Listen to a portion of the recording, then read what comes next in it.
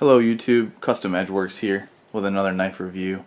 This time it's the beautiful zero tolerance 0801 Copperhead or carbon fiber, depending on where you look.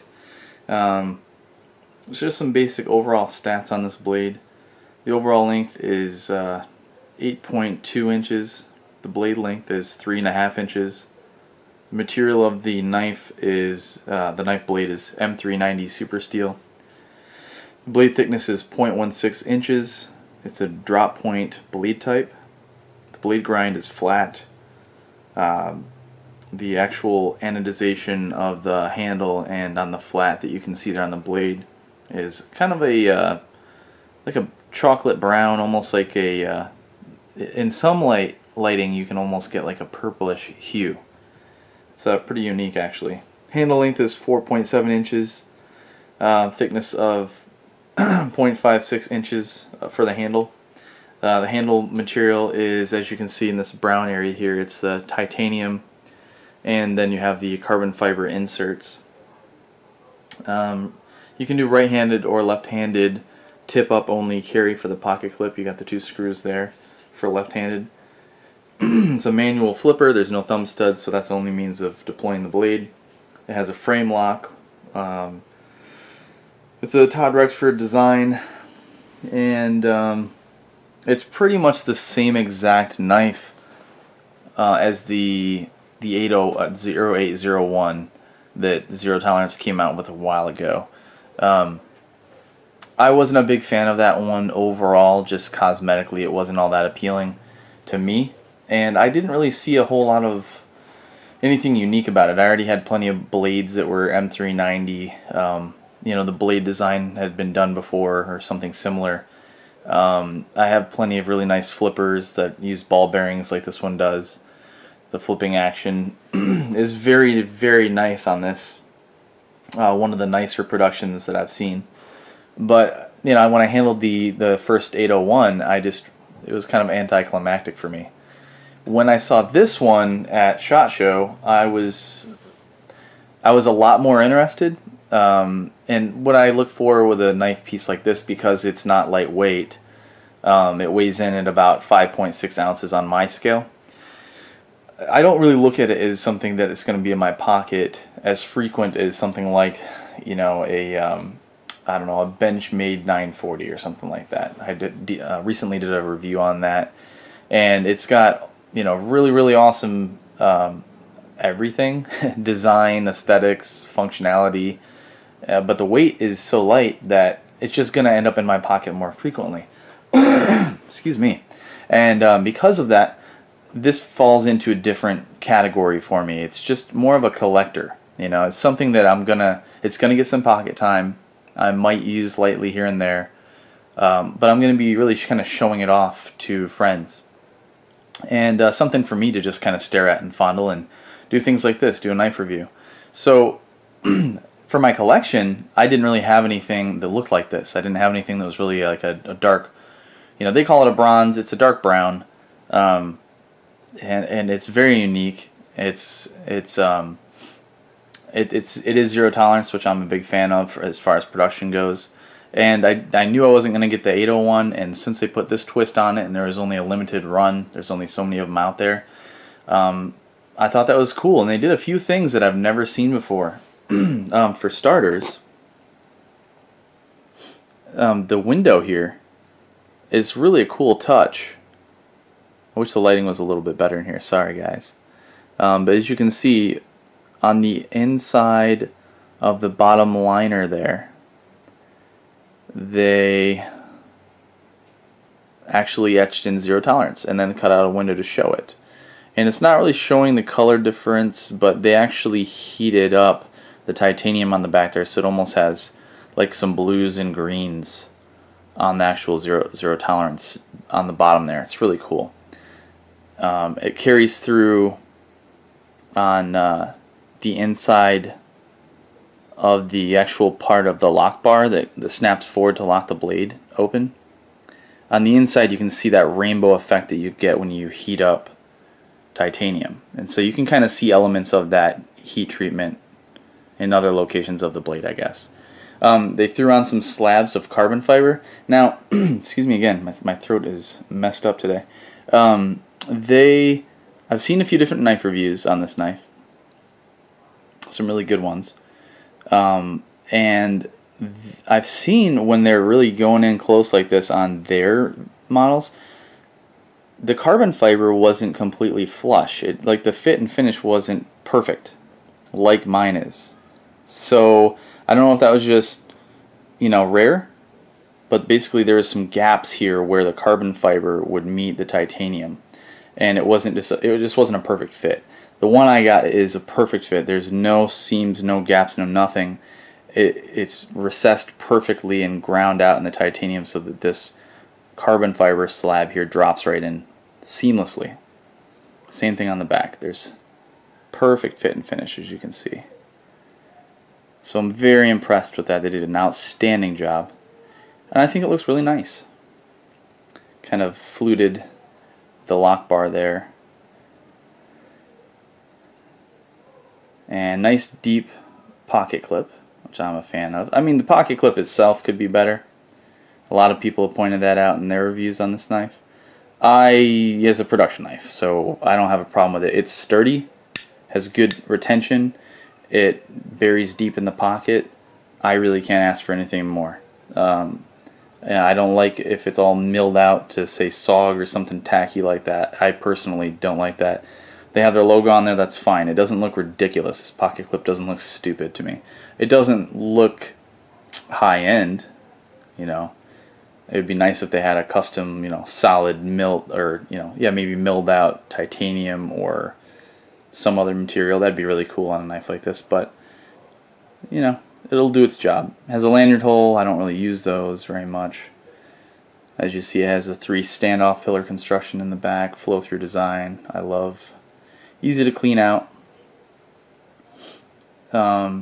Those 3 pillars there, I think that's more for styling than anything. It's totally excessive. You don't need that. You could have just had 2 and then just attached the carbon fiber with that screw and just had no pillar there. But whatever. They're obviously not trying to save weight on something like this. This is just a showpiece, really. It has the common pivot screw that you'll see in a lot of the zero tolerances now. I like it. It looks very cool. But you can still, what I like about it is it looks semi-custom, but you don't need a fancy tool. You can just use a Torx head to get that out of there. Pretty cool. Get that dust off this blade. Or try to anyway. Alright, so you have this cool brown finish, and you have carbon fiber, and you have premium blade steel. So, aesthetically it looks good. You're getting good materials. You're getting excellent materials. And look at the finish on this blade. That is just awesome. And because of the poor lighting in here, it's not really conducive to really show all the details. I'll have to tweak that, but you can kind of see the grain. It's like a satin rub. I mean, they didn't do a hand rub, but it almost looks like it. You can kind of see the multicolored, almost rainbow. You get like purples and greens and blues. In the actual way they rubbed this steel, you can just get all this depth to it. It looks freaking cool. On the back swedge there as well. It looks really nice. I'm a huge knife collector, and I'm always flipping a knife or playing with a knife, and my wife's always subjected to that.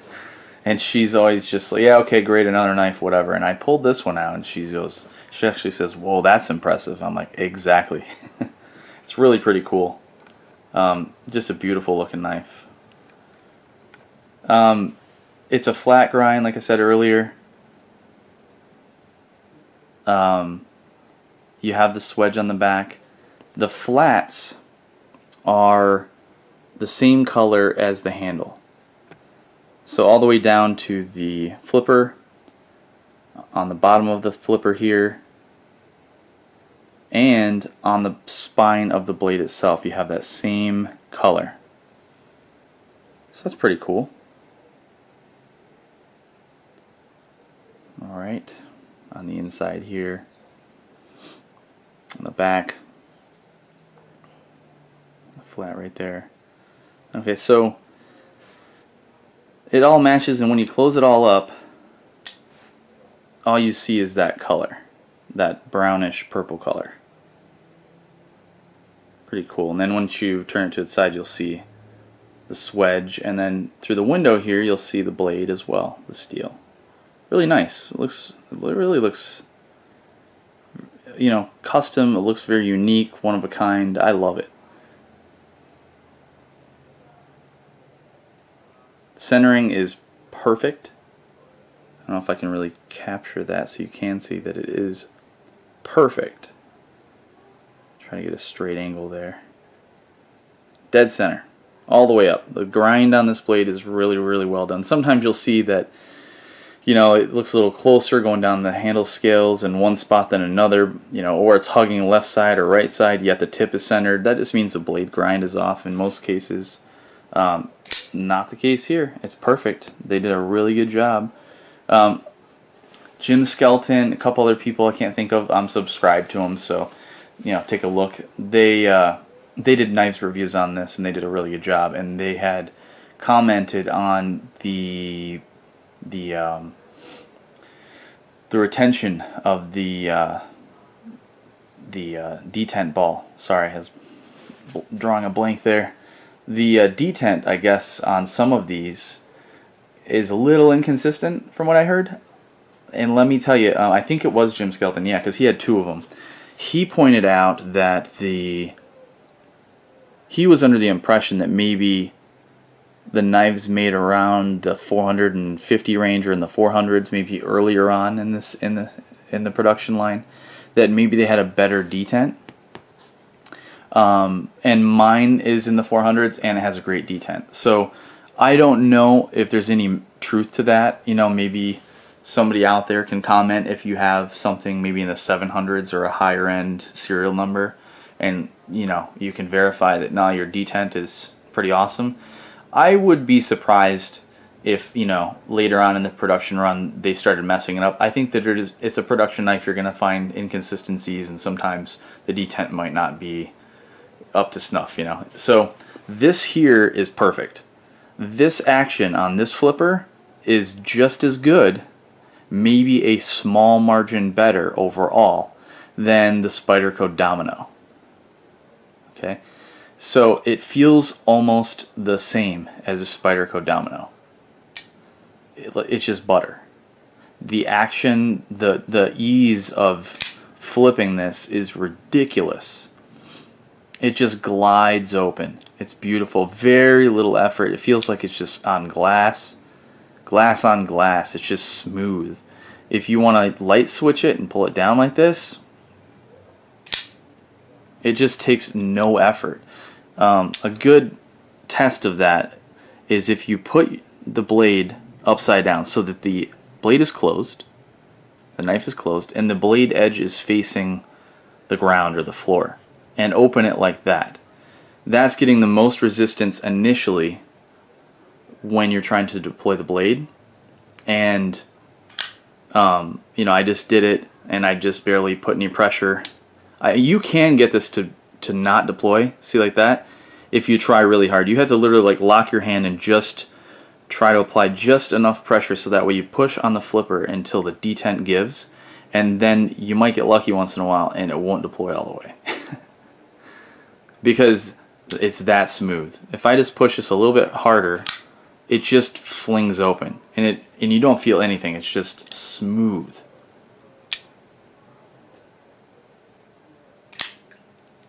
I mean, it is just, I love how wonderful the flipping action is on this. I really do. Closing, you can see it just falls right in there. There's just no resistance. And if you press it, button press it, same thing. It just flies open. Solid lockup, zero clicking, movement, anything in any direction. It's just like every other zero tolerance knife I've ever had. The lockup is solid. As solid as they come. Okay. Also, the lock bar it meets my requirements now. My requirement is if it doesn't have steel on steel contact, I don't buy it, period, without exception. And I wasn't always like that. I got a zero tolerance 0560 Blackwash edition, and I love that knife. I think it is so kick-ass. But it's titanium on steel, and I flip the living shit out of my knives, or open them. I'm always playing with them. And honestly, it had a late lockup when I first got it, and it's gotten even later. I would probably say that because the actual engagement surface of the lock bar on that particular knife, I wish I had it with me right now. I don't. It's in storage. It's so thick, and it goes. It's probably, if you're only judging by the furthest most to the right portion of the lock bar and where it falls on the tang of the blade. In this case, if you really can see it really well, if I get the right angle, it's almost 50% here. So the furthest rightmost edge of this lock bar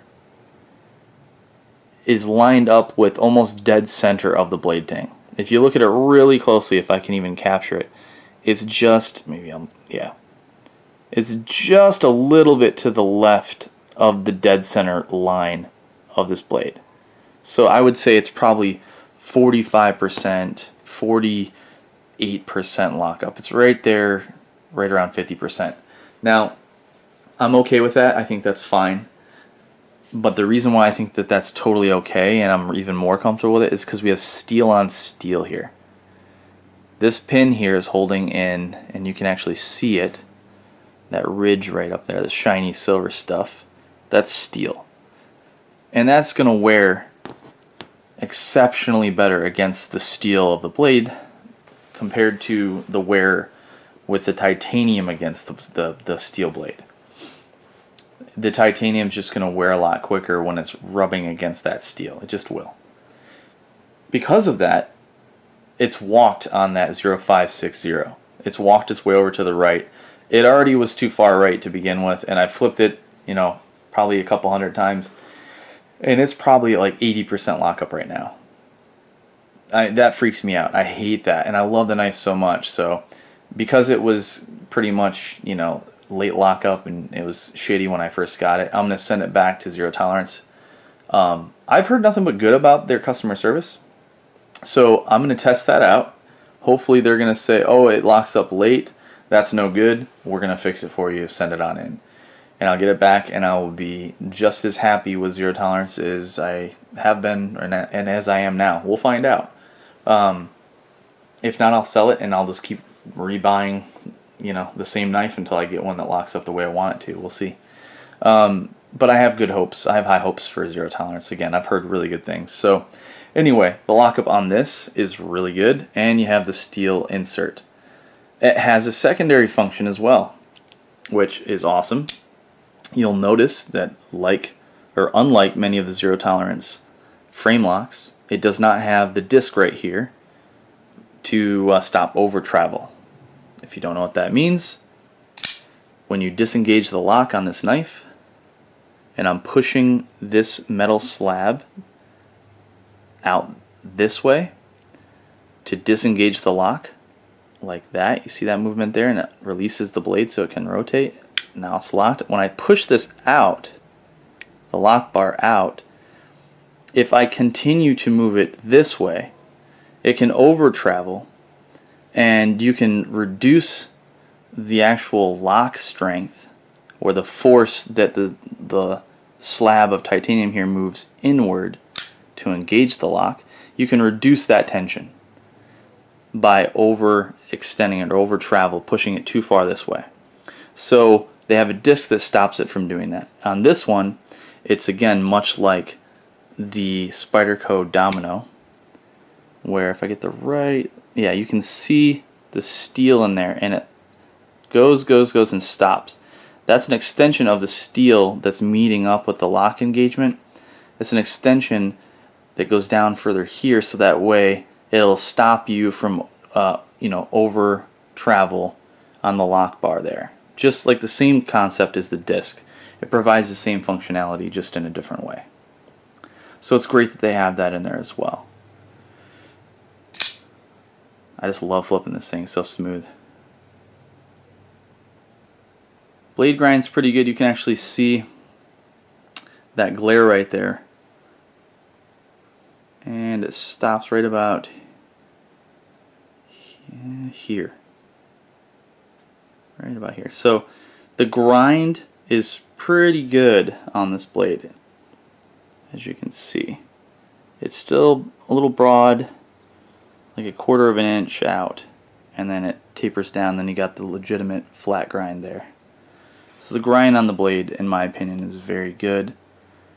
And what I'm really talking about is sometimes you get a blade grind that it's flat and narrow on the cutting edge like it's supposed to be, and the way that it broadens, the way they grind it out, it extends too far out and you lose 1/4 of your blade or 1/8 of your blade, or basically too much of your blade that's supposed to be cutting edge is not really cutting edge. It's really the blade geometry and the angles are all jacked up. So they did an awesome job.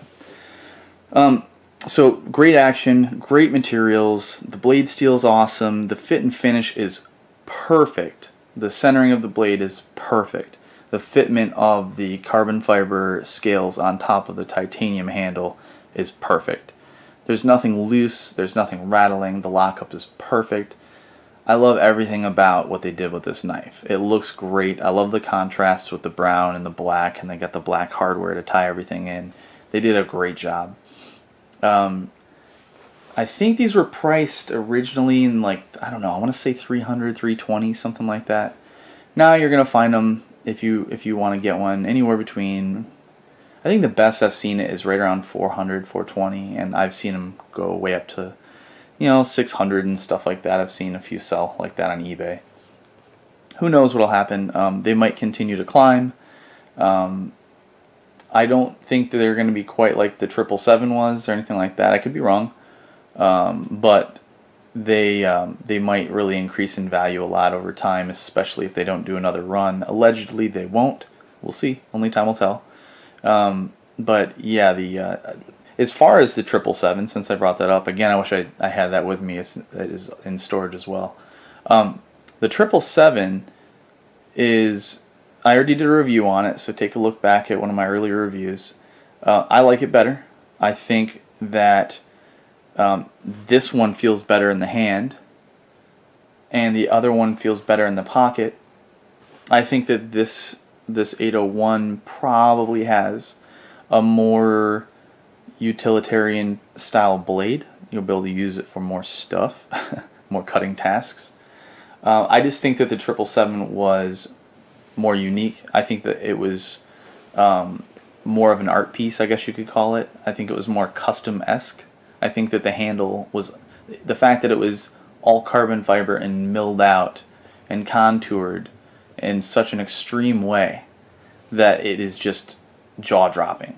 And it also used M390 steel, which is awesome. The version that I had, they had 2 versions.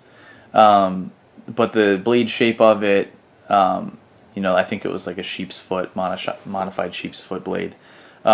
You know, you're just not going to be able to perform as many cutting tasks with it, but it is just awesome. It's, you know, almost 2 ounces lighter.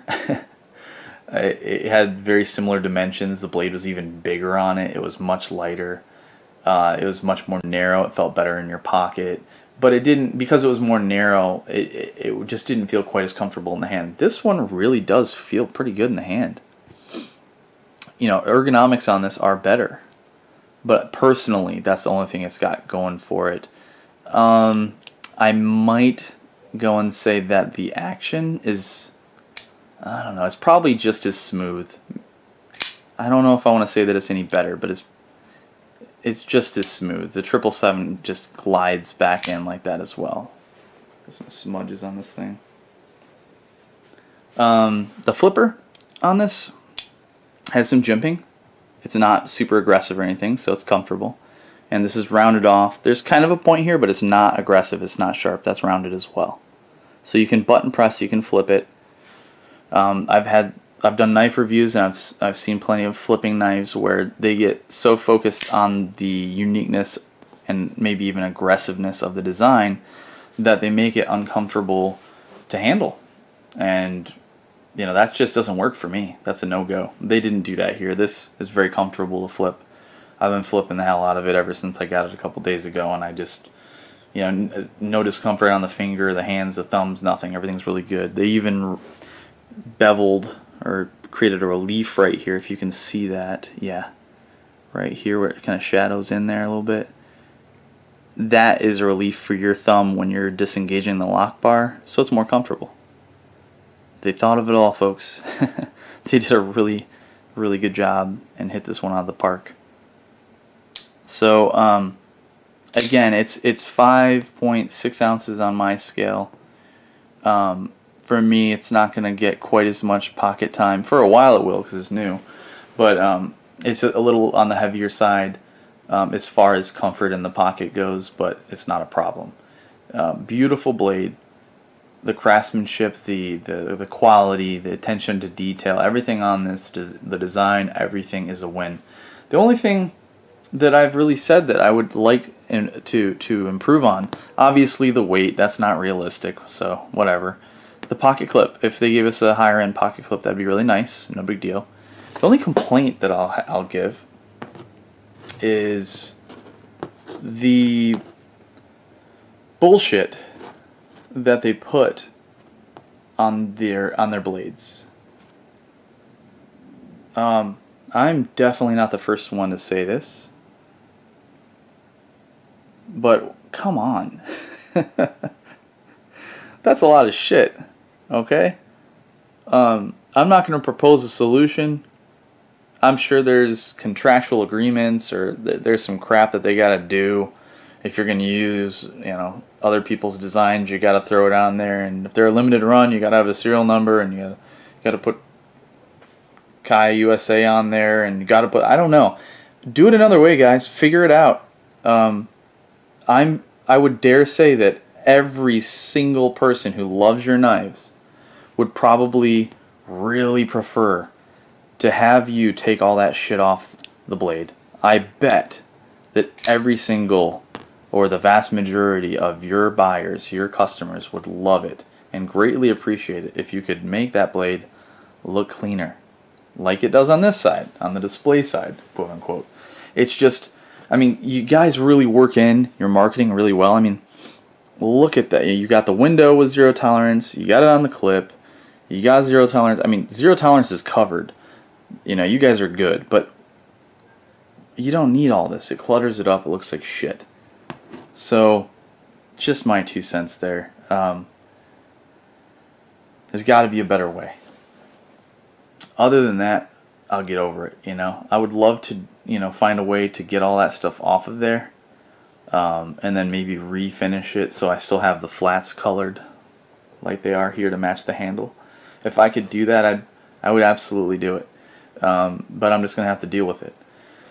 That's really my only complaint. The edge on this, I guess I could, if I really want to be a stickler, the edge is great on this. It's very sharp, but the edge is inconsistent, and I don't know if I'm going to be able to capture this. Let's see here. I really don't know if I can or not because of the lighting.